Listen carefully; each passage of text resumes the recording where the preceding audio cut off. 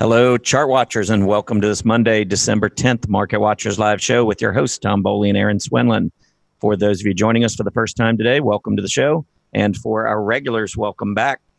Well, we're starting off another week here in the market with the Dow Jones Industrial Average down another 405 points. The S&P 500 down 35. It did move down to test that 2582 low from February. We hit 2583 on the low today. The NASDAQ down 44 points. The Russell 2000 down 14. The Russell 2000 has broken now below the lows from earlier in 2018. 10-year Treasury yield continues to fall. We got down as low as 282, 283 earlier today, currently at 2.85%. Volatility index on the rise. Last 4 days, big move off that 16 level. Currently up 1.71 or roughly 7.33% to 24.94. Leading the move to the downside today is energy. The XLE, you can see down more than 3%, breaking below the 63 to 65 support area that had been in play for several months. The XLF financials also breaking down on the heels of a very weak banking sector.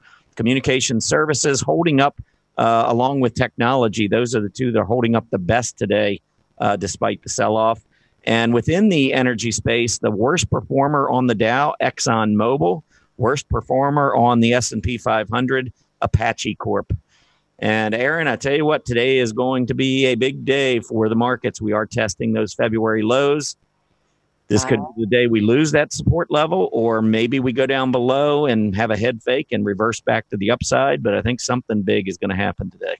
Yes, I think you're right. I mean, we are testing. We might finally get a little bit of, confirmation. At least for me, I'll get some confirmation that we're going to continue lower. So I'm kind of been expecting this. I really wanted to see a rally because I do still have some of my long-term holdings, and I'm really to the point where I think I'm going to move to cash.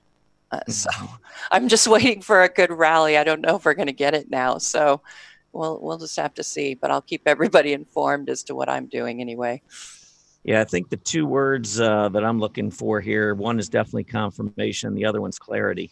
And yes. Right, I just think the market has kind of been waffling back and forth throughout 2018. I do see a lot more technical damage in the market this time, though, than back in January, February when we had that first hit. Outside of volatility spiking, there wasn't much selling in many of the key areas like your technology, some of the software names, semiconductors, and so forth. Many of the key areas were holding up back then, and that is not the case now. So the market is not on the same footing. And if we lose that support level, I think we'll see more downside. Well, I know you've been watching that 2,500 level closely, so not too far away. It is not, but 2582 is the number. I do believe if we fall below that, you're going to see that VIX pick up, and I would not be surprised to see some impulsive selling and some big moves to the downside, but we'll keep watching that throughout the show and throughout the week. Indeed. And speaking of the week, what do we have going on tomorrow? I know you're going to be doing a shorting strategies workshop, which really is quite timely, I would have to say. Yes. And then we've got Greg Morris coming in on Wednesday, followed by Bill Shelby on Thursday. And I know that Mary Ellen will be back for What's Hot, What's Not on Friday as well. Monday setups start off our day after the technical news. And interestingly enough, I think we both have only shorts. So earnings spotlight, we'll be doing that right after Monday setups. 10 and 10 to 1, our very first symbol is going to be Qualcomm. And we will finish up the show with my sentiment update. I imagine you think everybody's feeling quite bearish. Yes, I think that's true. So I'll show you those charts and what those implications could mean for the market coming up. All right, Tom, take it away. Technical news and headlines. All right. Really, there wasn't much in the way of earnings or economic reports out this morning. And so the 10-year Treasury yield's kind of left the trade on its own. Bond market kind of flat today. You can see right now the 10-year Treasury yield sitting 2.85%. But it's been a pretty steep fall over the past month or so, falling from almost 3.25% down to 2.85%. That's a lot of money rotating into Treasuries, which, of course, are much more defensive. And when you take a look at the key areas of support, the first one dating back to July and August, those lows, 280, 2.81%. We did get down as low as 2.825 today, so we are approaching that level. I think we have to be careful. If we break down even further, that's just another sign or a further sign of rotation into defensive areas of the market. So 281, 282, keep an eye on that level. We fall below. I wouldn't say it's the end of the bull market, but I tell you, there's a lot more signs building, and I don't like what's been going on in the bond market. The bond market tends to get things right, by the way, much more often than the stock market. So that's very disconcerting to see that huge slide in the 10-year Treasury yield. Looking at a couple of individual stocks, Casey's General Stores reports after the bell today. I bring this one up because it is at a key area of support. It had fallen the end of last week and today, and it is back down into this gap support zone.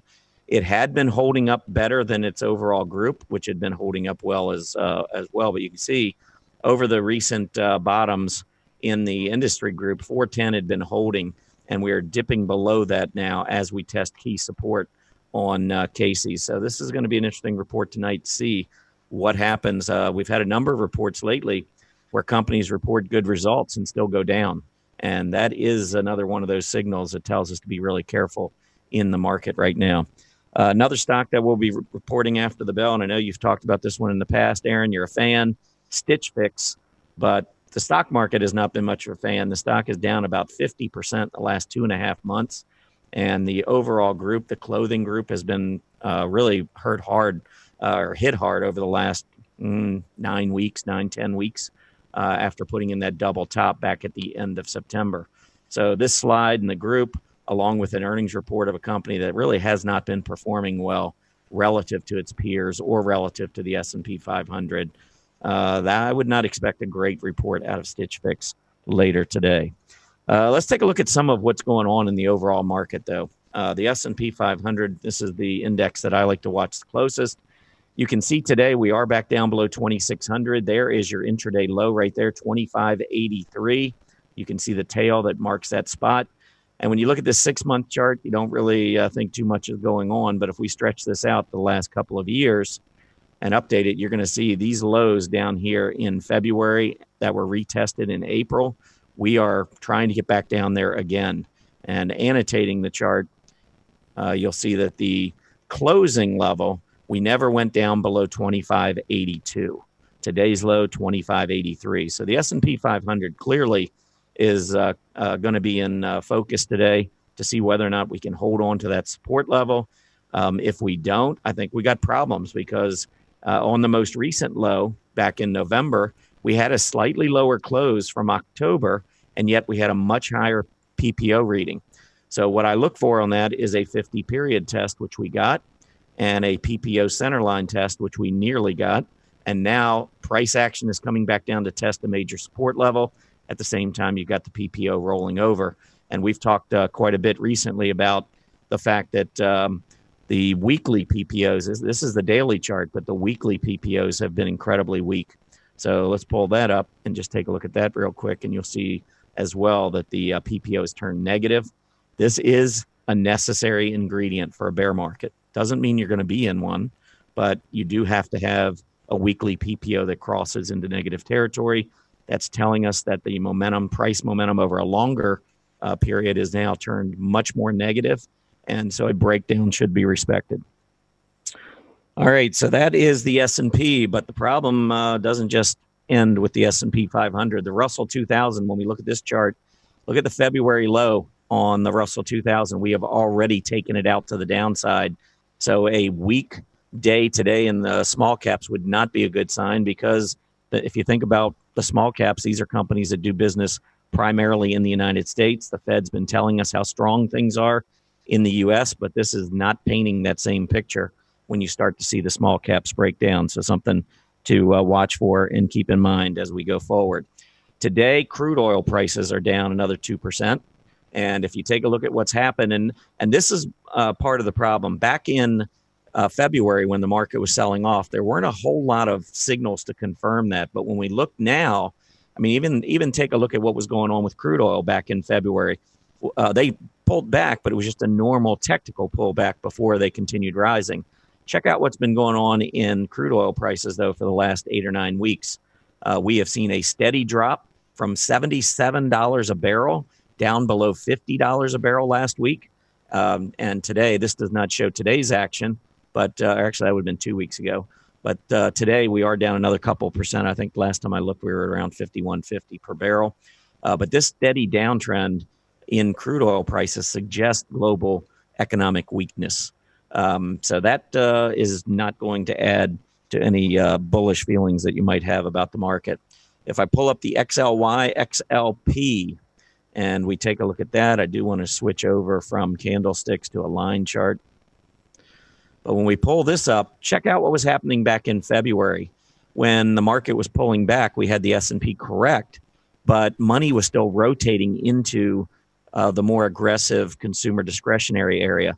That is not a sign of a bear market.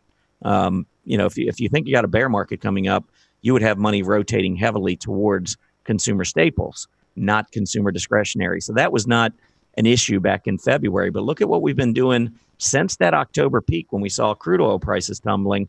We've also seen a pretty big rush out of consumer discretionary and into consumer staples, which is also consistent with what you would see right before the start of a bear market. So another area of the market that I think we have to be somewhat concerned about. If we take a look at transports versus utilities, another area where I like to use the, kind of compare what's going on in different areas of the market. You can see, again, we topped back in January. Back in February, we had pulled back a little bit, but it didn't look that bad. But now with the market, the S&P close to a breakdown level, you can see that the transports relative to utilities have not been this low in over a year, not since back in November. So again, money rotating away from an area, transportation, that would tend to do well when economic activity is expected to pick up in the weeks, months ahead. And money has been rotating instead to utilities, and that is a defensive group similar to the treasuries. So not a good look here as well. Taking a look at some of the FANG stocks, Apple has been absolutely horrible. When did it start? End of September, early October. Rolled over, been trading horribly throughout this downtrend. We take a look at Amazon, not as bad, and I know this is on line charts, but we can still kind of get the flavor here. Double top in September, and we have rolled over, moved down. We're below the 50-day moving average, and as you can see, over the course of the last couple of years, we really haven't seen that kind of deterioration in some of these really important stocks for the market. Facebook, talked about this one a long time, really don't need to rehash this. It is up today, but the overall downtrend in Facebook, I think, is pretty obvious. Netflix, I think Netflix goes lower. I'm going to switch this over to candlesticks. I'm tired of looking at the line charts. All right, so here on Netflix, notice the breakout came down here about 200 back at the beginning of 2018. I wouldn't be surprised with this downtrend firmly intact that if the market breaks down overall, I would not be surprised to see Netflix down to 200, which would be about another 25% from where it is now. And then finally, Google. No doubt in my mind, Google, the level you want to watch here is 1,000. That was the low back in February, again in March, April. We just went down there in November, and so far we have bounced and we're holding above that level, but I don't like the action here. The 20-week falling below the 50-week. We had gapped up above it. Look at that huge red candle. I think, again, if the market breaks down, I would not expect Google to hold up, and that clue would be a close down below that 1,000 level. All right, just a couple other charts here real quick. Let's take a look at the XLE. This is the group or the area of the market that has been performing the weakest today. We had been trying to hold this 63, 65 area, and this is another one where if I stretch the chart out from 6 months this time to a year, you will see that 63, 65 held in February. It held again in October, once again in November. Today, we got down as low as 61 and change. So unless we get a big reversal today, it does appear to me that the XLE, another part of the market, is breaking down. Not good news. XLF, same thing. It had already broken down below the February lows. We had kind of retested that 26.5 area. Multiple occasions we broke down, hit the 50-day. Look at the PPO hitting that center line and rolling back over as we break down again. Volume heavy. And the last chart I wanted to show you is the banks. The banks really weak. Here you can see that the triple top that came in at 460 could not get through, sustain the move through the 50-day moving average. And now with heavy volume last week and this week. You can see the PPO turning at the center line and breaking back down again. So, Erin, lots going on here, and most of it is not good. The only thing really holding, in my opinion, right now is that 2582 level, and we'll see if that holds later today. Absolutely. Hopefully. Yeah, hopefully. I mean, I want to be wrong. I really do. This is one of those times when I definitely want to be wrong. Yeah, do we have some upgrades, downgrades? I would tell you, I would not be going out on a limb right now upgrading anything unless the market showed me some kind of a big reversal and we saw money heavily rotate back into aggressive areas. Oh, absolutely. Totally agree with you on that one. All right. When I did look, I was surprised that there was pretty much a even mix of upgrades and downgrades today. So I thought that was rather interesting. Let's go ahead and look at a couple of them. We're going to start with the upgrades. Albemarle ALB was upgraded today. Interesting chart, and I'm going to just click it really quick to annotate on some of these because I didn't get a chance to quite get to them. So this is the area of support based on this low back here, and you can see we're just getting ready to hit it. So price-wise, maybe we could be looking at a bounce based on the upgrade, but as Tom said, I know I'm not really interested in going on the long side or even really on the buy side at this point. But I think I can see where they might have upgraded it based on the fact it is coming down to very important support. But you can see between the PMO sell signal and the rest of my indicators, I certainly wouldn't be touching that one. Next upgrade, Five Below. And this one was upgraded from a hold to a buy, just like Albemarle. And another one where I think it's sitting on some very interesting support. You can see right here, there's that gap. It's sitting right at the, on support right at the top of that gap there, that gap support. The expectation for gaps usually is to look for them to close. And in this case, I think there's certainly a good chance.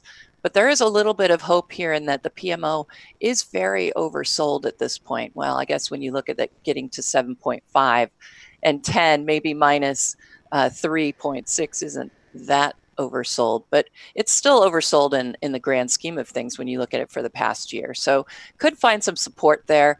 But again, I know I'm not interested on the buy side. Kratos Defense and Securities was upgraded by Goldman today from a neutral to a buy. You know, Kratos is still looking pretty good. It's hit right at this overhead resistance at these tops we saw back here in September, October, and it does seem to be pulling back after hitting that at the intraday high. So we'll want to watch this one really closely. If it were to get above that short-term resistance, I certainly could see where you're going to get, you know, a possible move up to 1650 or so at that previous high in November. But again, we're going to be working against the market trends. The market trend is down. So you have to be especially careful. This is a bear market rule. You should expect the bearish conclusions to chart patterns, to price, support, resistance, if you're in a bear market situation. So just something to keep in mind. All right, a couple of other upgrades. Apache was upgraded today, and US Steel was also upgraded today. As far as our downgrades go, Yamana Gold is the first one I'm going to look at. This one was downgraded from an outperform to a market perform. Kind of interesting because I know gold looks like it's starting to head up, and I know lots of questions. Well, if gold's doing well, why wouldn't we expect the miners to do just as well? And they do generally follow what's going on with the price of gold, but they're a little bit more susceptible to the market wins, being companies ultimately. So they have a few other characteristics and things they have to be worried about, and you should be concerned about when you're looking at a gold miner versus the price of gold. The good news is we've got the PMO buy signal and got a breakout, so I like that. Marathon Oil downgraded today from an outperform to an inline. It looks like it's lost some support here in the short term at that November low, and it does have room to move down to that $14 level. That's where I'd look for it to go. You've got the PMO topping well below the zero line and ready to give you a sell signal. Everything else looks pretty bearish as well. And finally, Regions Financial was downgraded by Nomura from a neutral to a reduce. Certainly the downgrade is not helping We're down over 4.5% right now on Regions Financial. PMO sell signal. You can see the PMO reading is now below the previous low that we had on the PMO. You had rising bottoms here. That's a nice thing to see, but now we're going to see declining bottoms on the PMO. So not looking good. And I think if you want to look for your support here, you have to go to a weekly chart for Regions Financial. And I'd be looking down to that 12.50 area right here, or $12 for support.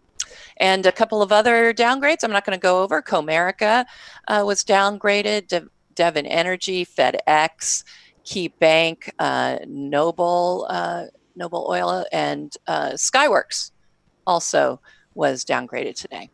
So that's all I got for those. So now it is time to move into Monday setups. So did you ended up with all shorts too, right? For last week? Not for last week, this week. But last week we ended up, you went with a buy. Yeah, it's not a short this time. Yeah, last week I went with a buy. Okay. I haven't looked at what they've done. Let's go ahead and take a peek. So WMGI, we can look at that one first. It's down probably about 3% or so. Okay. WMGI. And then I had Quinn Street. All right. Well, yeah, it did end up falling there, but it did hit support. I mean, if you wanted to stay on the buy side, it's not too bad looking. Well, the key support going across at this point, there was the August gap up. I think that was either at 26.30 or 26.32. Yeah, right there on some pretty good volume. And you can see each one of the moves back down below that 27 level have held right in that area around 26.30. So I think WMGI looks pretty good. It's actually the only stock I own right now. So I do own this one, and I'm holding it as long as it doesn't break down. The reason that I bought this one is it is in healthcare. And I am kind of focused a little bit more on stocks that are more defensive. I would really try to stay away from those high growth technology and consumer discretionary stocks until we see whether or not this bottom holds this support area. Yeah, mine did not turn out well at all. I think after I picked it, we ended up, intraday, we got a pretty good move, I guess, on Tuesday, but the rest of the time it's been going down, and not a surprise again when you look at the market. It's really sitting on some important support here at that $15 level. Could be interesting if we got a turnaround, but personally I would be, I would have been stopped out of this one, I think, or close to it. So I wouldn't necessarily go in and buy it at this point, but there's some possibilities, I suppose. Yeah, and this one's in the media agencies group, and that group has actually done fairly well on a relative basis. There are some stocks, some names in that group that have done pretty well. And I agree. I mean, even looking at this chart, I actually liked QNST last week. Our timing is a little bit different on how we trade. So I think the uptrend remains in play. And I think that if the market were to turn up, this definitely was one that I would expect would go up with it, because it has been an outperformer on a relative basis. But if you remember last week, you had that huge winner with Wayfair, so you get a buy this week. Yeah, I was going to say, I don't even know. Is it still going? I don't even know. I think it's kind of topped and started to roll over on Wayfair. But yeah, rounded top. So if any of you are holding it, probably a good time to take some profit. Yeah. All right. So this week, though, however, so when I ran, I was just going to say new week. So we got a new plate. What do you got? All right. So I did run my regular scan, my general PMO scan, and the only thing that came up was a midterm VIX like ETF, like basically bet on the VIX. That was about it. So I went ahead and did my scan for dogs, which is basically the complete opposite of my general PMO scan. I just basically turned everything upside down. I remember David Keller was on, and he says, if you do the opposite of that chart, you put the underscore in front of it, it basically turns the price and everything upside down. And if it's something that you would buy, then that might be a short. But if not, then you probably aren't going to be interested in it. So, all right. So I ran the scan, and then I got about 54 returns on it. So I had a lot to choose from. So I put up a lot there for you guys to look at. And this is wrong. I need to fix that, because that's supposed to be And you can see how you can do this. So you delete the one that you don't like. If it says new favorite, that means you clearly ended up putting in the wrong symbol. So it was ANSS. That's what it's supposed to be. And I'll add that. So these were the picks that I came up with this week. I'm going to just look at, since I have so many and I generally don't, I'll just really go through them pretty quickly here. But they're all shorts. I didn't think any of them looked very good, obviously, except they look good as shorts. So what I noticed, the things I was looking for were tops below the zero line, if possible, declining tops. I didn't have that on this one, and volume does look halfway decent. But I'm looking at this one to go down to the 140 level. You know, we saw price try to come up and make that move to the upside, a nice rally, and then we double topped. And now it looks like we're going to come down here to that confirmation line. And I would expect a failure there. So I think ANSYS in the software industry looks pretty bad. Booking was the other one. All righty. And you can see we have the top below the zero line on the PMO getting ready for the sell signal, not quite there. And honestly, that was one of the things I looked for. I didn't want it to already have the sell signal. I wanted to try and catch that downside move a bit early. Now, of course, you're taking a little bit of a risk, and I do this with my Monday setups on the buy side as well. So, you know, you're taking that risk since you don't actually have the signal. But for a short-term investment, I usually look for that. I look for just the turn. And right now you've got some possible support at 1800. I mean, if it holds that level, you know, you may want to reconsider, but I think this one still looks pretty ugly. And let's see, next one, Booking, HLT, Hilton was another one, another consumer discretionary. This one broke down below this little short-term support here, and I can see some support arriving here at about 70, but look at that PMO. It's topped very clearly. We had a 20-day, 50-day positive crossover, but that was immediately, that intermediate term buy signal was immediately lost, and now you can see the 5 and 20 all getting ready to cross below the 50. Pretty ugly setup.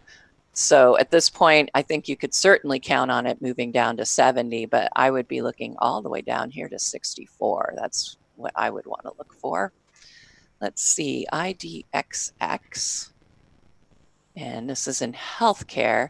We're at really important support. We haven't actually had the breakdown, but we got the top well below the zero line, and, you know, not much going on with volume. Scooter is still meh. So watch for that breakdown, because if you get the breakdown, I think you have some good play to get down near that 165 level, possibly even further. So I liked IDXX for a short, KLAC. And breakdown below rising bottoms trend line. So it's broken its short-term rising trend. PMO is just about ready to give me a sell signal. Granted, it's above the zero line, but let's say it's barely above the zero line. This would probably be the short-term support area at 90. Could hold a little bit, so that's why I didn't pick it as my Monday setup. But I would be looking for a move down to that 85 or less area, that low that we saw in October. And let's see, I'm not going to do the next one because that's going to be my pick. MXIM, a semiconductor, Maxim. Again, PMO topping. You can see we filled that gap, getting ready. We fell below this short-term support level right here at these tops in November. I would expect to move at least to the 50 line, if not down to 46. So I think that one looks like a pretty good short. And final one that is not my pick, Stanley Black & Decker. This one I thought was actually, this was my other one that I might have picked because we've already lost support, short-term support, and there's nothing between this level and the next level of support, because that's 105. So I thought this one looked pretty good as a short, and I might be considering this one later. It's a short-term one. But what I picked, I ended up picking Masco Corp, and this is an industrial. And it was a similar situation. We lost that support level, and there's not really any support until you get down here to that looks like $27 level. We got the top, but it's below the zero line, unlike the last one, and we're getting ready for that sell signal. Also, it was a little bit lower price stock, so I figured I could get more mileage out of my short for the Monday setup. But I think those last two, SWK and MAS, Masco, look pretty darn good. And so my last price, $29.72. All right. There you go. I actually agree with that. I'm not a fan there. And I actually created well, not a strong earnings chart list, but a weak earnings chart list over the weekend in preparation in case the market breaks down. And this one's on it. MAS is definitely on it. So, oh, good. Yeah, I would agree with that when they missed their quarterly results last quarter. All right, so let's take a look. I'm going to start off. I'm going to short this week, and I know this might just be a little bit premature because the market could hold this 25.82 and bounce, but I've just seen a lot of signals. The problem is I could go either way. If I go on the long side and we break down, I'm on the wrong side. If I go short and we hold, so I got to just pick one. Yep. And I think the NTES net ease is one that I can definitely justify on the short side. So I like NTES on a short, and I'm going to stretch this chart out. And for those of you who are unfamiliar with shorting, by the way, essentially what you're doing is borrowing shares and selling them. And what you're hoping for is the market or for that stock, whatever you're trading, to go lower. And then you buy it back. So you sell borrowed shares. You buy those shares back and essentially return them. So you profit from a stock going lower. All right. So if we take a look at this stock, I think there are two key areas. First of all, I think we clearly have a downtrend. This was a huge gap down back in August, very heavy volume. Notice as we come back up, all of these tails, every time it seems like we get close to this 240 level, we turn back to the downside. I think it's possible we could even get through the high that we saw on Friday and maybe go back and fill this gap. But I wouldn't give it much more room than that. And when I do short, if we do confirm, get the breakdown on the S&P, normally I like to short on rallies. And I'm going to keep a fairly tight stop because the worst thing in the market, in my opinion, from an emotional perspective, is shorting the market while it's going higher.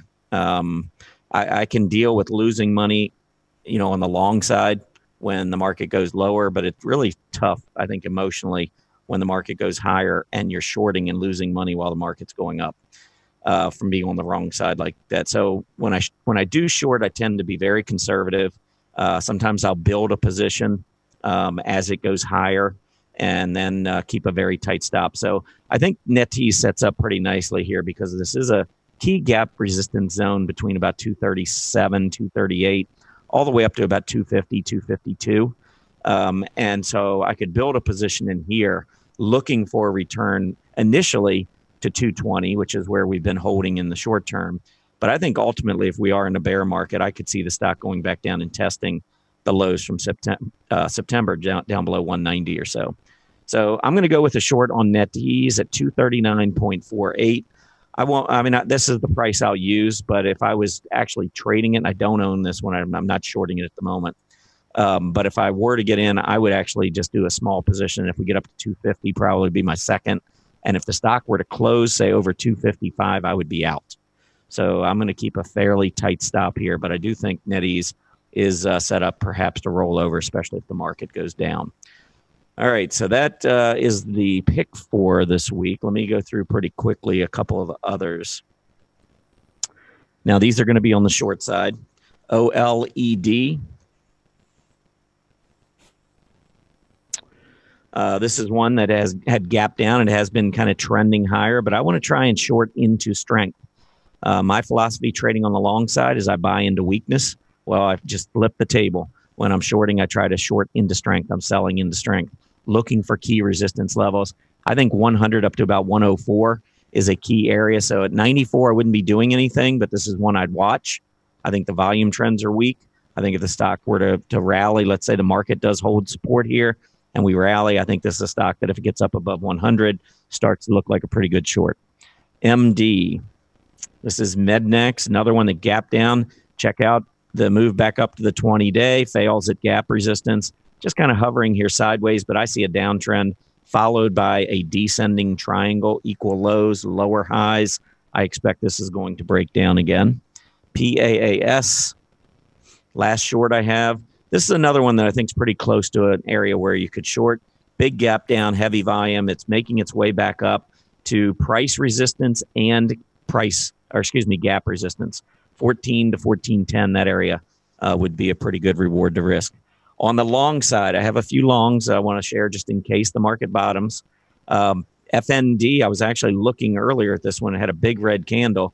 I can see it reversing here now.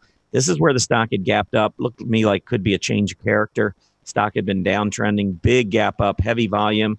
Got up to 35. It's worked its way all the way back down to the top of gap support at 30, and actually on an intraday basis, breaking down below. But if it holds 30 today and the market bounces, this is one I think that clearly you could get an 8-10% pop back to the upside.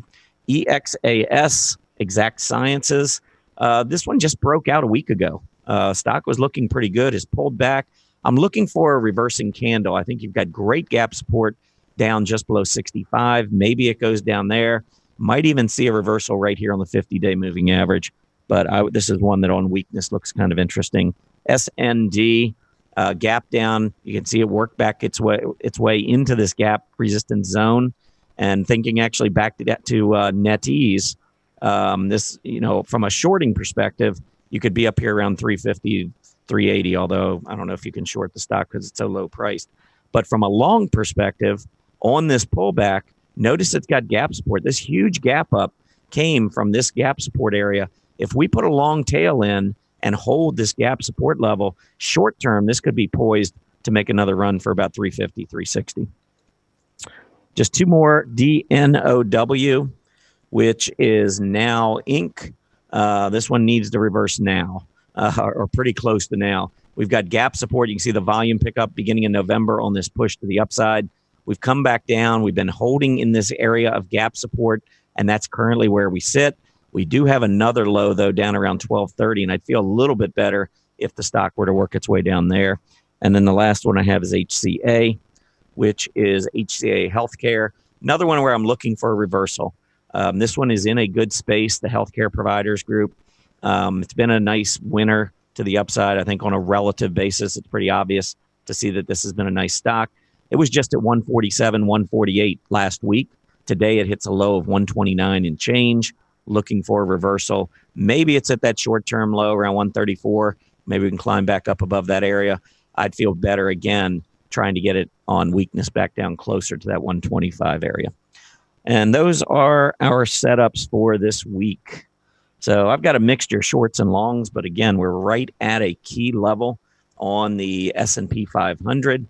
And so whether or not we break down or whether we, maybe put in some kind of a big reversing candle, that would kind of dictate to me whether or not I want to be on the long side or on the short side.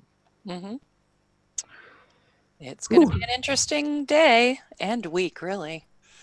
Yes. And yours, by the way, yours is a short too, correct? Yes, all of mine were shorts because I got absolutely nothing on the buy side from my scans. So even my general one, which is really open to a lot. So. Yeah, well, when you're running a momentum scan and the only thing you pick up is the VIX, that's generally not going to be exactly. I thought that was pretty funny, actually. Yeah, rising VIX means a falling market, so that is not a good thing. Yep. So I felt confirmed in my belief to go short. There you go. All right. Well, let's go ahead and move into earnings spotlight. Today, what I'm going to do is take a look at a couple of upcoming stocks first in terms of earnings. So the first one, there's a couple big ones coming out on Thursday if you haven't looked ahead. The first one is Adobe Systems. They will be reporting Thursday after the bell. And this one is in that software space, and software still on a relative basis. I'll come back to this chart in 1 second. But if we pull up the DJUSSW, compare it to the S&P 500, this is just telling you on a relative basis. Doesn't tell you that software is going higher. It just tells you that it's outperforming the S&P 500. They're both going lower. But let's go ahead and put this on a line chart so you can see this a little bit better. But you can see software. This is still one of the key areas of the market that continues to outperform the S&P 500. So if there was one pocket of strength that I would still be pointing to, this would be one of the aggressive areas that's still holding up pretty well. Normally when the market gets hit hard like we've seen recently, the aggressive areas get hit harder than the S&P, and many areas have, but not software.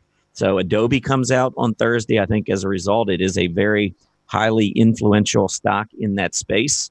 I would keep a very close eye on Adobe's report on Thursday and the market's reaction on Friday morning, and see how, especially if the market overall breaks down and Adobe comes out with a decent report and sells off, that could be your sign that software is probably about to take another big hit. Another stock that reports on Thursday after the close is Costco. And Costco had been holding up pretty well. Big move back down on Friday. But you can see it has been holding. It's got a triple bottom in place over the last couple of months, and it has been holding on a relative basis. We got down earlier today to 219 and change. Now we're back up to 223-ish. Sideways consolidation off of an uptrend. Costco looks pretty good. Again, if we get a report that the market doesn't like and we lose this support, then that's likely to lead to more selling in Costco. And again, this has been one of the relative leaders. So we don't want to see these types of stocks breaking down. All right, as far as the rest of the earnings spotlight goes, I'm going to focus on stocks that have missed earnings expectations. And I'm going to talk a lot more about this tomorrow in the shorting strategies segment, my workshop. So if this is something that interests you, you want to make sure you tune in tomorrow as well. But let's first start with FDC. So again, all of these companies missed top line, missed bottom line. And as you'll see here on many of these charts, you're going to see a big gap down followed by recoveries, and hopefully start to understand maybe where some key areas of resistance lie. So all of these stocks reported earnings probably a month or so ago, maybe a little bit more. This one was a little over a month ago, probably about 6 weeks ago. But here was a big gap down with earnings. Look at the volume, and I'm going to annotate this and show you the areas that I would be considering shorting the stock. Now, my strategy on the long side, remember, when you get a gap up, I'm looking at the key areas of support to the downside that I would be marking. When you get a big gap down like this on heavy volume, now you're marking resistance levels where on bounces you would consider shorting. So you can keep your stops tight. I think that that's critical, not only on the long side, but also, and it may be even more so, on the short side.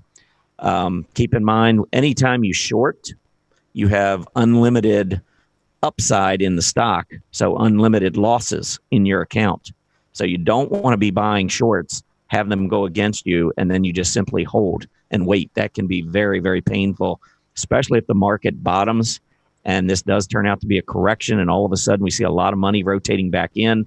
You do not want to be sitting there with a handful of shorts and holding on. So just keep that in mind. Now here on First Data, you can see the big gap down. During the day, after gapping down to about 1940, 1950, you can see that intraday move where we got up to about 1980, and that's where the buying ended and the selling took over. And you can see closing near the low, very heavy volume. That is a key area of resistance. Look at these bounces. Bounce right up into this 1950 to 1980 area. We've done it twice, both times. Great shorting opportunities. And the beauty is, again, you keep your stops tight. Intraday move above 20 probably would have taken me out of the stock. If you were maybe a little bit more aggressive, maybe you hold it as long as it stays below the 50-day moving average. But whatever you do, keep your stop in play and look for that downside. Now, I think if we're in a bear market, we break down in the overall market, confirm it. This is a stock easily that could get back down to that 16 level, which is where it bottomed just a couple of weeks ago. So that's the range I would play, maybe around 16 to about 20. All right, next up, TKR. And these are you're gonna see some different levels that I like to watch for on these stocks when they bounce. Look at that shooting star candle. Think about an upside down hammer. That's what a shooting star is. But look at the reaction high. Here's your selling. Here's the move back up after earnings. Then we go sideways for a little bit. We come back up. Look at that false breakout. false breakout above the 50-day, false breakout above the reaction high. That kind of a candle to me is a perfect setup for a short. You can then put your intraday stop in above the tail, and you'd be looking for the recent low. So if you annotate this, and I know hindsight is always 20/20, but these are the types of strategies that I'm going to be using if we do, in fact, confirm bear market. Look at where we bounced today. We came down right to the support level and bounced, started to turn back up. So would I short here? No way. This is not the area to be shorting. The area to be shorting is either back up near 42 or on a breakdown below the support level. Right now, you've got more risk to the upside than you've got reward to the downside. So this is not the time to be jumping in my opinion. All right, ACCO, ACCO. Now, this one never got back to this reaction high. Here's your gap down with earnings. Here's a reaction. That establishes a pretty key area of resistance. We pull back. Here's a test of the 20. So if you're looking at this chart and getting to the 20-day moving average, you could short it there. But if I did that, I would either be thinking if it closes above the 20, I'm getting out, or I'm going to save my powder, half my powder, for a second short position if it gets up to about 890, so I can average my way in. Now, that's pretty, I don't know that I would have done that because I think that's too much room to the upside on that first position. But those are some of the things that I would be thinking about on shorting. But take a look at this stock all the way back since the end of July. Once we started moving low and trending lower, look at how many times the 20-day moving average has held as resistance. So when the stock gets to the 20-day, that is a good reward to risk entry into a short position. Next up is AN, AutoNation. This one's just breaking back down, not a whole lot. But again, look at the 20-day tests. Here was the earnings. We had already been in a downtrend. We quickly went down, tested this low, bounced to the 20. Look at those tails. False breakouts above the 20-day before coming back down, closing below. There's another one. And then a couple tests of the 20. 20-day moving average is going to be pretty key. Also, we just broke below price support that we had in November at about 36.5. So anything back up in that 36.5 area is what I would be looking for on AN, not at 33.65. Because, again, if you just get a normal bounce off of an oversold condition, you're going to be down 10% on your or 8% on your short position before you ever get to resistance. You want to have patience and wait for resistance levels to be tested. And even in a bear market, if you go back and you look at bear markets, we get nice rallies during bear markets. It's not like the market goes down every day. So those rallies set you up in some really good trades on the short side. AOS, Smith, AO Corp. Look at this move down. Here's your earnings. It's a reaction rally back to the upside, oversold, and there was a lot of bad news built in. We gapped down, and then we started rallying. But where did it fail? Just above $48, $48.49. Where did we just get to again recently? $48.49 before we turn lower. 4 or 5 days later, stock moves from 48 and change down to 42 and change. Again, on the short side, you profit from that move to the downside. CONE. This is Cyrus 1. Check out the breakdown here. This is one that's pretty close to an area where you could short. There is your breakdown. So we've come up through the 20. Now we're right around the 50-day. But look at where we've come. End of last week, we got right up to about 58.5 to test that price resistance area and starting to roll over. We're a couple, 2-3% below that resistance area right now. But if it were to go all the way back down to the recent lows, clearly the reward to risk is fairly solid at the current price, but it gets even better as it moves up toward 58. All right, just 2 or 3 more here. Let's take a look at ETN.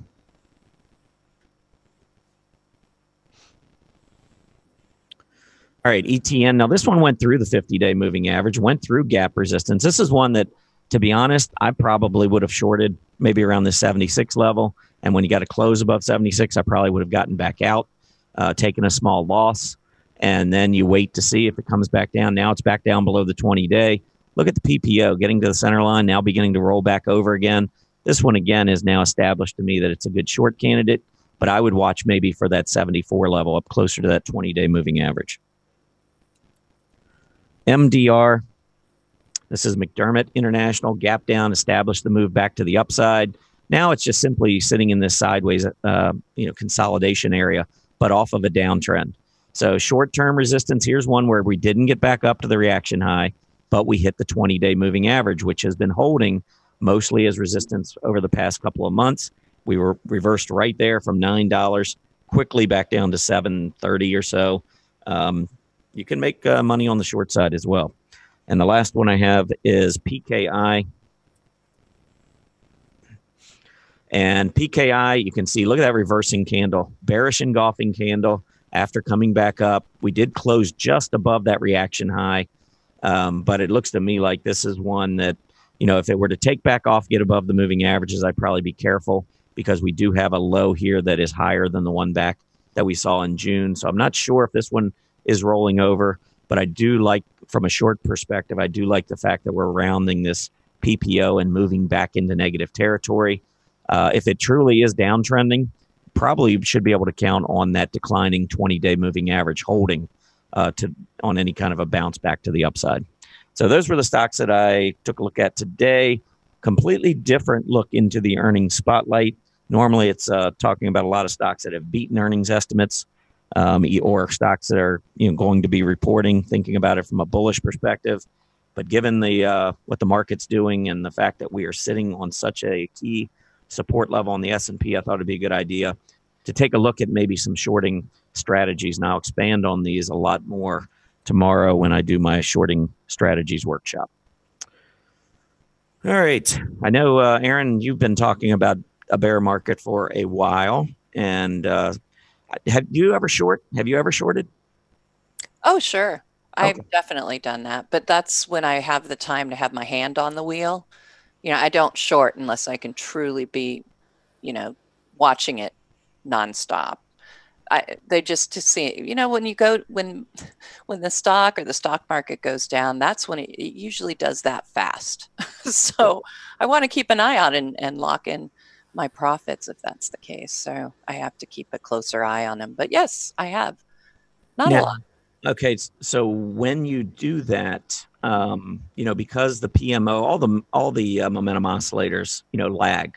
Yes. And I look for those crossovers. So if you do get into one, and obviously the PPO is going to be weak, do you wait until that PPO turns against you before you would close out a losing position? Or is there a price resistance level? I mean, do you change your strategy at all when you're doing shorts?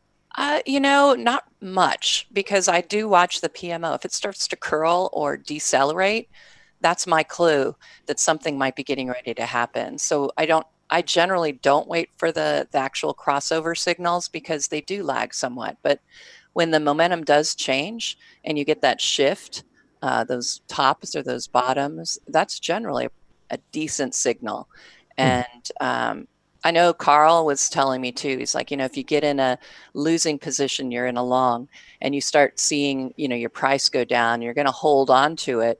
If you start seeing that PMO turn up, even though you're, kind of in a position that's moving down, that's when you can buy more and take advantage. You may continue down a little bit, but the fact that that PMO is turning, it might just bottom. And so I know a lot of people like to, when, the price of their stocks in a long start going down, they're like, okay, it's time to accumulate a bit more now that it's lower. And I use the PMO like that. Okay. Yep. All right, cool. Yeah, it's a different strategy. Now, I'll be honest, if I short, I am like, I've got an itchy trigger finger. Yes. To cover. I mean, if it goes in my favor and I think the stock's going to go down 10% or 12%, sometimes it could be down 4% and I'm just out. Anytime I can make money when the market's going down, to me, it's just a bonus. Right. Because the market does go up more than it goes down. And when it does go down, it tends, like you said, to go down very swiftly. And then you get a recovery and things start to build back up. And the next thing you know, you got this another big move to the downside.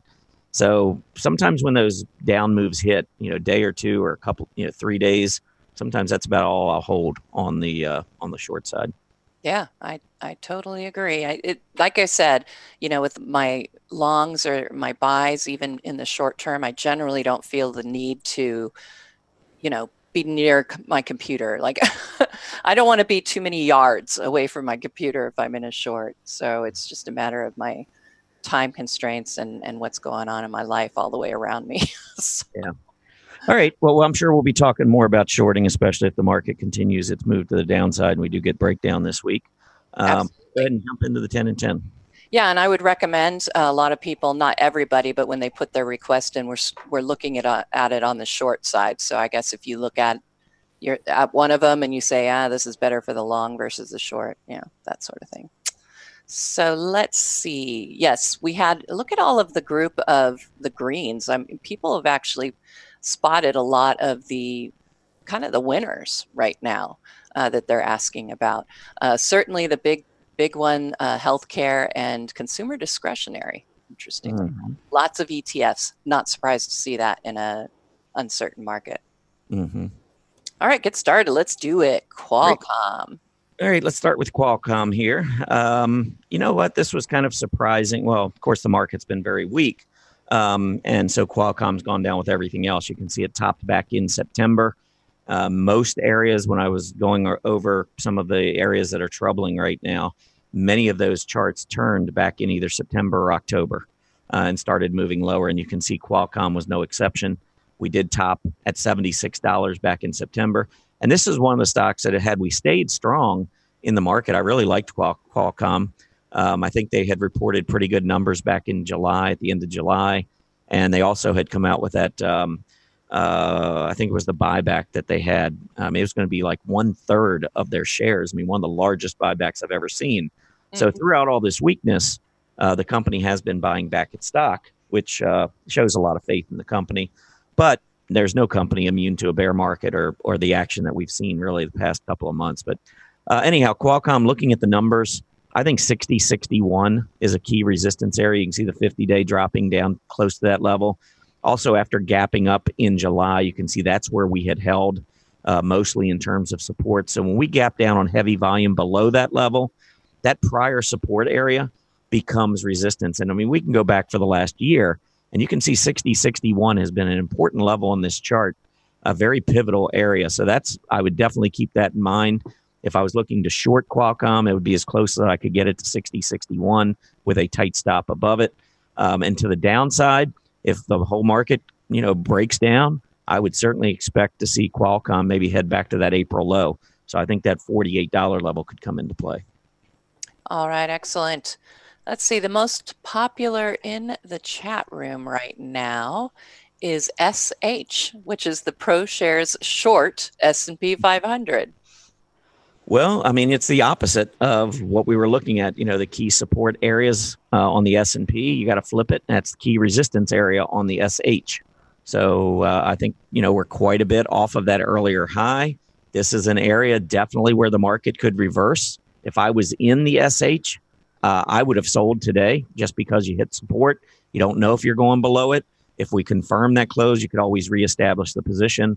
But 2582 on the S&P 500 is an area where we could see a big reversal back to the upside, meaning that this false breakout here on the SH could be a short-term top if that occurs on the S&P 500. So I play the ranges. I don't assume that we're going to get that breakdown. I think that's the most important thing on the chart. And I would assume that it's going to hold, if anything, until it proves to me otherwise. So I would be out of the SH. I would take my profits. Obviously, if you're in it, you've had a pretty good move to the upside because that has been moving higher as the overall S&P 500 has been moving lower. All right. Let's see. Next up, Microsoft. Haven't looked at that in a week. No, but it's part of that software space that has continued to perform pretty well. Microsoft, not immune to the selling, but has held up very well, I think. When you compare where Microsoft sits right now relative to where it was at that February low, it was down at 82.50. Now it's at 106 or close to 106.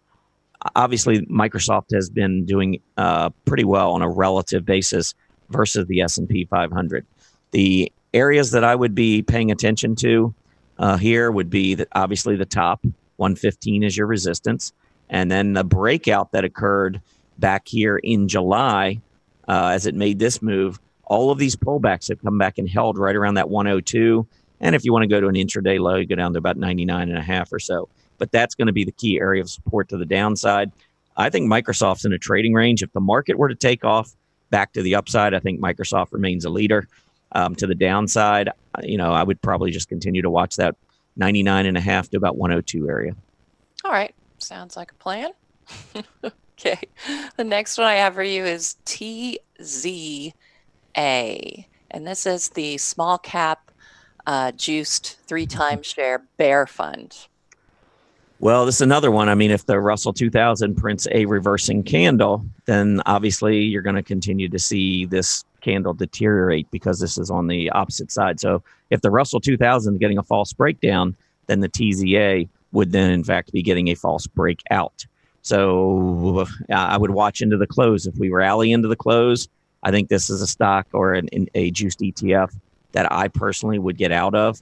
I would not be looking at this chart per se to make my buying and selling decisions. I would look at the underlying index. And I don't know if this one tracks the S&P small cap, that 600 index, or if it's the Russell 2000, but whatever it tracks, I would be watching the underlying index. And if you see false breakdowns to the downside, I would sell my TZA in the near term.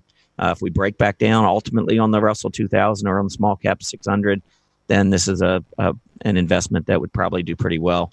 Although I will say these triple ETFs, these leveraged ETFs, if I traded them, I would trade them very, very short term because they do erode over time. Volatility causes them to erode. They're priced using derivatives and so forth. And it's a lot like an option price in that it can be, it doesn't move up and down like the underlying stock. There's a time element. There's a volatility element. And so you want to be careful. Even if I thought that the Russell 2000 6 months from now is going to be lower than it is today, that doesn't necessarily mean you're going to make money in the TZA. So you want to be careful with that. All right. Let's see. Next one, Kronos Group Biotech. Haven't looked at it in a while either. CRON. Yeah, a nice gap up at the end of last week. I think that was one that had come up with maybe an investment, but it hit resistance, and I expect we'll probably see it settle down from this resistance area. That prior high back in September, just below 14, you can see we hit it, and now we've already fallen about $1 from that level. And again, that's just why I watch those resistance levels, and I'll take my money if I hit resistance and then wait for the pullback. To the downside, I think you'll probably see some support around $11. Also, the rising 20-day should provide some support on any pullback. All right. And let's see, the next one. This one was upgraded, but I didn't cover it. Apache, APA. Yeah, Apache was one I talked about at the open. It was the worst performer in the S&P 500. I don't know if it still is. Probably it's down 6%. Since the early part of October, we've seen crude oil get pummeled. And as a result, many of these energy stocks have gotten hit. Apache failed at that 20-day moving average and rolled over. Even though it had a positive divergence, we could not get through the 20, and we started moving lower with increasing volume. So I think we've lost key support on Apache from the low that we saw back in March right here. So I think on any kind of a bounce back to 33 and change or that declining 20-day moving average, I suspect you're going to see sellers line back up again. Not a fan here, not on the long side. Okay, let's see the next one, Visa. All right, in the financial space, fortunately, Visa is not a bank because banks have been completely torched. I think this one is a lot like Microsoft in that it's well above that low that we saw in February. It's been uptrending. And yes, it's been weak over the past couple of months, but I think it's held up pretty well.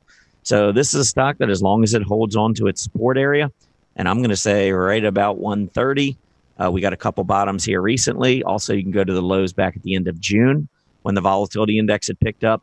I think that's pretty key support around 130. So a move below 130 on Visa, especially a close below 130 with increasing volume, I'd be out. Short term, you got a double top up at 145. There's your trading range. All right. Next one up, and this was our second one requested, TripAdvisor. Trip. All right. only communication services request. Yeah, I mean, not too many stocks look this good. I mean, the stock has been moving up, a huge uptrend prior to early November. I'm not sure if that was earnings related. I believe it was. And notice when it came down, it hit the bottom of gap support in the 20-day and bounced right off of it. So, if we move into a bear market, in my opinion, that's a close below that 2582 level on the S&P. I'm going to probably be avoiding doing too much trading on longs, maybe on occasion. But this is the type of stock that I would look at. Market's been weak. We had a nice move up with earnings, pulled back. We hit both gap support and the 20-day, and I could keep my stop very, very tight at $58. We got to move back up to 65, pulled back. I think we're just in this trading range right now. All right. Let's see, two more. I'm going to give you two ETFs. Again, a lot of people interested in ETFs today. How about the home construction ETF, ITB? All right. This is one that's trying to bottom. Last week, I noticed with all of the market getting hit really hard, the best performing industry group within consumer discretionary was home construction. So, yes, it was not a great week, but it actually did much better than some of the other areas of the market. So I think at a minimum, it's consolidating. I don't know. I've kind of argued that maybe it has bottomed based on the long-term chart. But I think if you look at the short-term chart, you've just got this consolidation right now between about 29.5 and maybe just a tad over 33. I'd continue to watch this. I'd be a buyer if we were down near the low end of it, just because it has been holding. A lot of volume came in at the bottom, telling me that maybe all the selling that we saw in 2018 was coming to an end. Could just be temporary. This could be a reversal here at the center line on the PPO, rolling back over. So you don't want to just jump in and say, I'm going to hold on no matter what. I would respect this support area. So if you close below 29.5, especially 29, I would be out of it. But in the short term, I would probably just trade this range. All right. Our last one is going to be the Invesco Solar ETF, TAN. All right. Well, this is another area that I think has been trying to bottom. And if it is bottoming, it needs to hold 19.5. And that is the first we had a move up. And keep in mind, an uptrend, if this is breaking the downtrend, an uptrend should be higher highs, higher low, higher high. You should not come back down below this prior low right here. So let's take a look, set this up right there. There is your gap support at about 1950. If we were much below 1950, I would be really careful. The recent highs that came in at about 2180 offer up resistance. I would trade this trading range, very similar to what I was just talking about on home construction. All right, and that does conclude the 10 and 10. Here are the symbols that we just went over. I will have these up in the Market Watchers Live chart list. Just go to the blogs tab, click on the Market Watchers Live blog, and the link is right there at the top, as well as in every single Market Watchers Live recap. You'll find links in there as well. All right, time for our final market update. Let's see what's been going on while we've been gone. Have we hit that level or not? All right.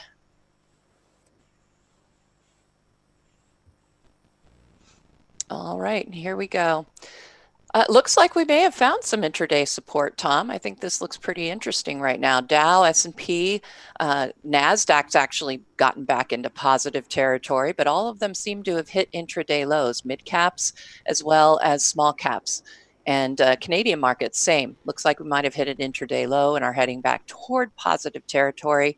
We'll have to see if we can get this to stick. But it does look like when I'm looking at these, the declining tops trend lines look like they're being broken between Friday's trading and what we've got so far today.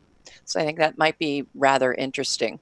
And TNX Treasury yields are now starting to rise slightly, but still only at 2.86%. And we've got the volatility index. It looks like it's coming down now a little bit, but we're still reading at 24.28 for the VIX. UUP, the dollar, just having a fabulous day right now, up a little over 16 cents for UUP, currently at 25.97. Gold, of course, taking the opposite direction, which generally will happen. It is down currently right now 52 cents for GLD, reading at 117.57. USO down slightly, but seems to be consolidating sideways, down about 1.4%, currently reading 10.95 for USO. Bonds took a little bit of, we had a gap up, was continued to head up, actually went above the previous top from last Thursday, but now TLT heading back down toward the close from Friday, reading at 118.53, up just about 12 cents. And that's all I have for my share of the market update. What you got there, Tom? You see something interesting?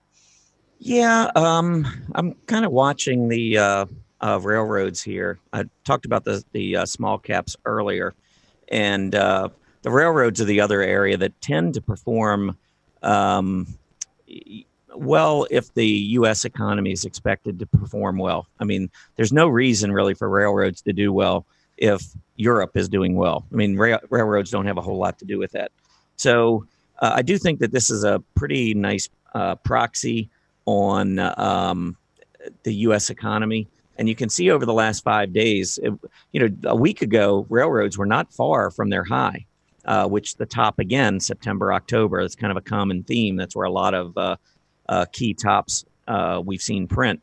But on this pullback, you can see that low held the prior lows, which were right around the 1950 area. So as we fall here on the railroads, this is another signal that I would really watch closely. If we fall back and through, I don't know, maybe over the next couple weeks, the S&P 500 loses that 2582 level on a closing basis, could be today, who knows. I would watch the railroads, because if the railroads cannot hold 1950 to say 2000, that area of support, I think that would add to the bearishness and the bearish signals that we've been seeing in the market. So again, this would be another one of those confirmation signals that I would be watching. All right. Excellent. Well, it's time for the sentiment report. So let's go ahead and get started on that. Now, let's see if I can find what I'm looking for here. Interesting. Give me just a moment. I'm sorry, it's not working the way I was, the way it was supposed to here. I've got to take it out of the Zoom mode to get there. All righty. All right, let's go back so I can get to the actual slideshow here. Let's make it big. All right, does that look okay, Tom? Yes. Okay, just making sure. PowerPoint, it's just always so tricky. Sometimes it doesn't want to work. We're going to do the whole thing in our PowerPoint update today. So today I'm going to cover sentiment. Used to be I did my decision point report on Mondays, but now you can tune in on Fridays and get the information right away on what happened during the week. So go to watch the Decision Point show on Fridays at 5 p.m. Eastern to get the decision point report update. But today we're just going to do the sentiment update, and I think it's quite interesting. Now, before I get started, I do want to remind everybody that sentiment is contrarian. So when we see everybody very bearish, that is bullish for the market. And when we see everybody really bullish, that's bearish for the market. So keep that in mind as we go through. I'm going to be covering not only the put-call ratio, I'll look at the American Association of Individual Investors, that poll. We'll check out what the exposure is for the National Association of Active Investment Managers. We're going to cover the RIDEX ratio, which tells you where the money flow is going as far as bear and bull funds. Cover the Wall Street Sentiment Survey. Go ahead and take that survey right now in the chat room on the polls. Basically, are you bullish or bearish for the rest of this week? And then finally, I'm going to cover the VIX. So let's get started. Got a lot to look at. And then finally, of course, the gold sentiment. I started to include that. So let's see if we can get back here. All right, so I'm going to start first off here, if I can get to the right ones. Give me a moment here. Okay, start with Wall Street sentiment. Okay, so what I look for here, this is very short term. Wall Street sentiment is, like I said, you take that poll, like you can take it right now in the chat room area. This is a poll we market timers in general are polled by Wall Street sentiment, and we give them our thoughts about what we think the market is going to do the following week. So last Friday, everybody turned in their information, and as you can see, we have very bearish readings right now. Over 50% of our market timers that are being polled in the Wall Street sentiment survey, half of them are bearish. Okay, sentiment is contrarian. So what does that tell us? We should actually start expecting a little bit of a rally in the short term. So that could mean some good news in the very short term. I also want to point out, though, this, get my arrow over here. The reading on the ratio, the bull-bear ratio, we're still not really to these points where you get really oversold, I guess you want to call it, readings, really lopsided bearish readings. We're not quite there. But we're really looking at very low reading right now. As you can see, there aren't too many that are lower or at the same level. And as you can see, typically, we'll get that move onto the upside or the downside based on the bearishness, of course, or bullishness of the market timers. But a lot of times, and Carl and I say this, and not to give ourselves pats on the back or anything, but a lot of the times the market timers are right about the really short term. So I do look at this to see how bearish they are, but it is super short term. We're looking at only a week. So just keep that in mind. So in the short term, though, I have to say, looking at this chart, I would consider it bullish for the market. Okay, let's look at the put call ratios.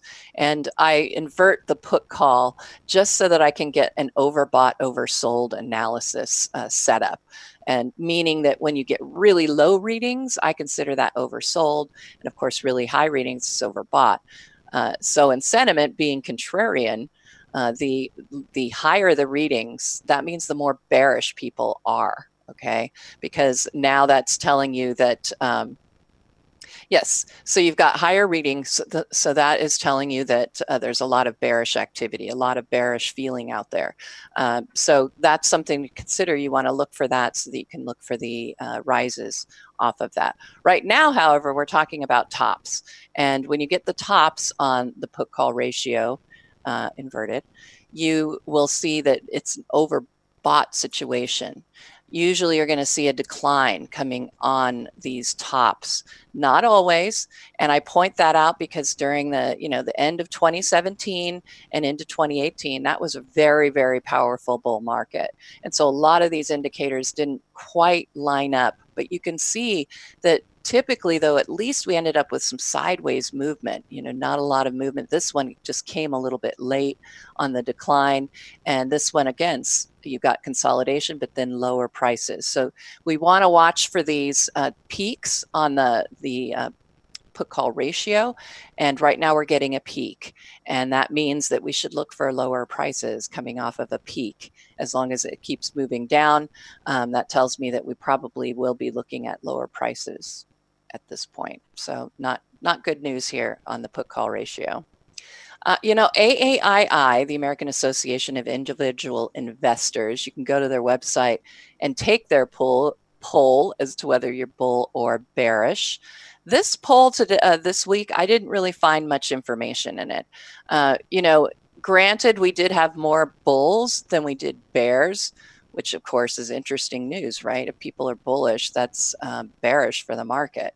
I think what we're looking at here is wishful thinking by many investors because we had this decline and a lot of volatility. I suspect a lot of people came into the week saying, yeah, I'm going to be bullish now. It's been a rough time, but it's time to be over with. So I figure that's why we ended up with a lot of the individual investors moving more bullish. Because if you remember on that Wall Street sentiment survey, all of the market timers were like, oh no, we're bearish. So it gives you a little bit of a feel for, general public being bullish tends to be a true gauge of whether you're going to get that reversal. The Wall Street sentiment, not quite so much, just because it is, people who are a little more savvy, I guess, if you want to say that. So I watch them both. But this one is telling me that we have bearish for the market, because we do have more bulls right now than bears as far as the AAII is concerned. Now look at what's happening with NAME, the National Association of Active Investment Managers. So our money managers, you know, we had very low readings last month, I would say, yeah, mid-November, and you could see November, beginning of November, really low readings. Money managers had pulled back exposure to a point that it was the lowest reading that we'd seen in since 2016. So it was pretty significant bearishness on the part of the active investment managers. But look what's going on now. And ignore that double bar. It just doubles up like that. That's today's reading. So you can see that we had those very low readings, but now exposure is starting to move up. Investment managers are starting to come back into the market as far as their exposure is concerned. That means they're starting to feel a little bit more bullish. Bullish means bearish for the market. So as far as what we're seeing with the money managers and their exposure, they're starting to get bullish, and that's bearish for the market. All right, where's the actual money flow going? I found this really interesting. I haven't actually seen this sort of movement on the RIDEX funds. So what we do is, they're not managed by RIDEX anymore, but we still call it the RIDEX ratio for posterity. So we still call them the RIDEX funds, but we follow, Guggenheim does these now. We follow how many assets are in the bear funds, and we follow the assets in the money market funds, and then we follow the assets in the bull and sector funds. Guggenheim reports these to us at the end of every day. So we can really follow where the money is flowing as far as bearishness, money markets, neutral, and bullish sector funds. And what we're seeing right now is move mostly out of cash, which was really shocking to me. And of course, a lot of moves out of the bull and sector funds. Well, that's not really a surprise. And now we're seeing an increase in the bear funds. Not a big increase, but they are starting to increase. And so my sense at this point would be that we're starting to see some extreme bearishness in that people aren't even holding cash. They're going into the shorting positions. That's where they want to be, or they're selling, of course, their equities and coming out not so hot on the other end. But the fact that we're seeing an increase in the bear funds and a decrease in money market and bull sector funds is a problem as far as bearishness goes. But remember, we want to see extreme bearishness, because that is, you know, sentiment's contrarian, so that would be very bullish. And so when I look at this chart, I actually have to say short term, this looks bullish as well. So if you count in the Wall Street sentiment and you look at the RIDEX movement of actual money, you can see that there's still, there's bullishness to be had in the short term. All right, let's look at the VIX. The VIX is also telling me short term that we should look for a rally or a rally pop over the next day. You know, Tom, I think we did get really extended so far today. We're getting very extended. If we can get that up there and close, you know, above that 2,600 level, you know, maybe this is all we needed, at least in the shorter term. We might get that, you know, boomerang. We got so oversold here. Now we should look for some short-term moves to the upside. And I say this because whenever I see my VIX on the inverted scale move below the lower Bollinger Band, that typically signals a short-term move to the upside. And I've marked other times that we've had this, and you can see that it's fairly accurate. It doesn't always last, you know, days or a week or so. A lot of times it's only a day that we get that little rally pop, and then we don't succeed much further than that. But I wanted to point that out. We're on our third day now of puncturing that lower Bollinger Band. So to me, it tells me very short term to expect some sort of a rally. All right, let's take a look at gold, move to a different place. I have a PMO buy signal. I'm looking at GLD right now. See a nice little breakout. I've been waiting. Like I said, I've been watching gold really closely since the end of August, waiting for it to have its breakout. We had an oversold PMO buy signal. It was just set up beautifully. and we just moved sideways. But the good news was the PMO momentum was still building within that consolidation zone. And so we popped up above the zero line with that breakout. Now we're getting a PMO buy signal again on this breakout. So I'm expecting gold to do better. Now, as far as gold sentiment goes, we're seeing we see a big drop back now on the discount for the Sprott Physical Gold Trust. And the discount rates really tell you how interested or not interested in gold the buyers are. Right now, the discounts have moved back, which means people are getting more bullish on gold. Not a surprise. Weak market. A lot of people like to hide there. All right, so let's conclude this up. So put call ratio, bearish for the market. And I look at AAII, neutral for the market. I just don't think it's telling us very much on that chart. Name, we've got the exposure lifting, which means that money managers are getting more bullish, but they're still rather low readings for the market, or for their exposure being in the 60s. So I'm looking at the name as being more neutral for the market. So far we have bearish and 2 neutrals. Now we have a bullish short term from the Wall Street Sentiment Survey because everybody's highly bearish. And then we have on the bullish side as well, the RIDEX ratio. That chart really is speaking for a short-term bounce. And again, this is sentiment, so there are a lot of other things that we figure in. But short-term, starting to look really good for sentiment because we're really seeing an extreme in sentiment to the bear side.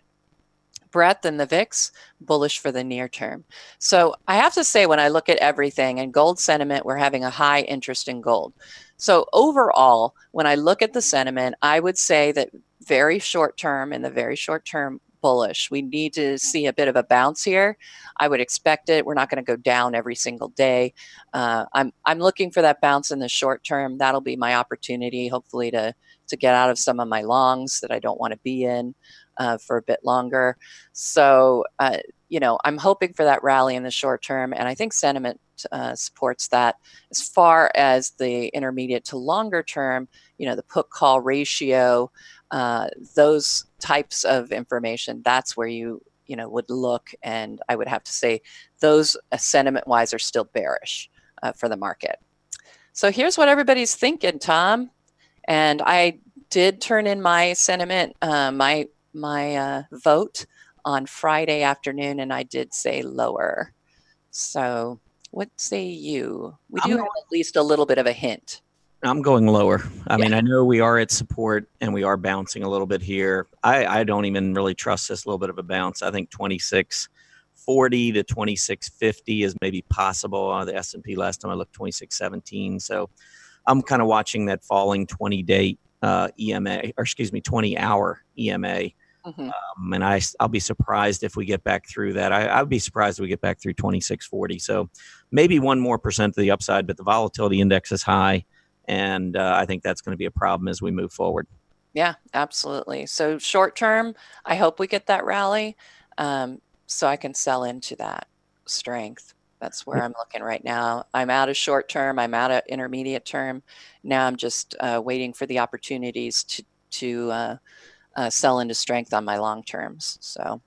Yeah, I think if we lose that 2582 level, and it could happen this afternoon, if it does, with the volatility index as high as it is, I expect that it could be a very impulsive move to the downside. I think everyone better be, on their toes this afternoon or later this week. I mean, it's possible we just bounce off of this 2582 level and that's it. But starting to see a lot more deterioration in some other areas, so I'm a little concerned.